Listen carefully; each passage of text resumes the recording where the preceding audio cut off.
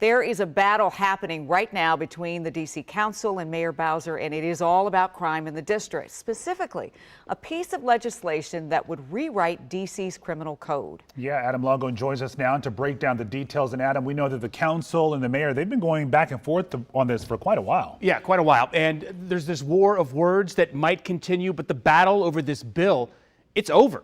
So let me set this up for you. So last November, D.C. Council unanimously passed a bill with sweeping revisions to D.C.'s criminal code.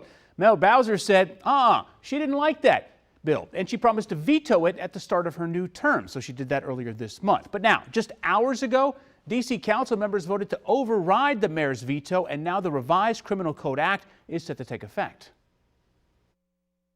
A motion to override mayoral veto of Bill 24-416, the revised Criminal Code Act of 2021. And with that, the D.C. Council set out to make good on overriding Mayor Bowser's veto to revise D.C.'s criminal code that hadn't been changed since 1901. Laws put into place at the beginning of the 20th century that made offenses out of things like playing cards in the street and being a common scold. Councilmember Brooke Pinto, the current chair of the Judiciary Committee, joined her predecessor, Councilmember Charles Allen. This bill is the capstone to nearly 2 decades of work led by the Criminal Code Reform Commission, informed by a body of stakeholders, including prosecutors, public defenders, criminal law experts, all of whom urged this council to move forward with the RCCA.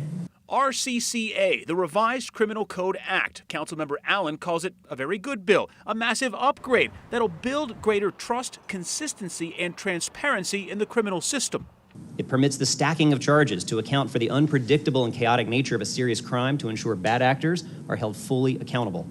And it builds in rehabilitation to reduce recidivism.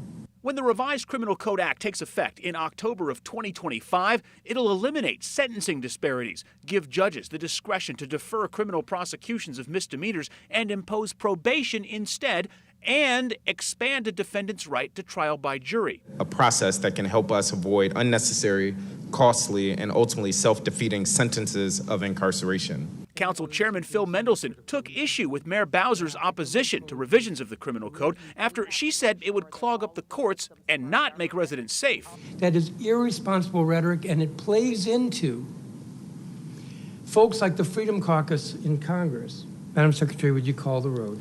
Councilmember Pinto votes yes. Councilmember Robert White. 12 council members voted yes. Ward 8 Councilmember Trayon White was the single no vote. No.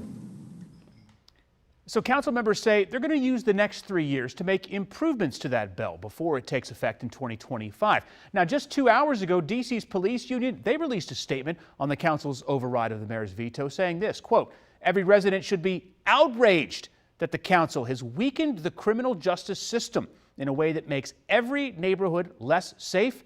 Their actions are shameful." Adam Longo, WUSA 9. Yeah, they need to get this worked out quickly because crime certainly isn't stopping.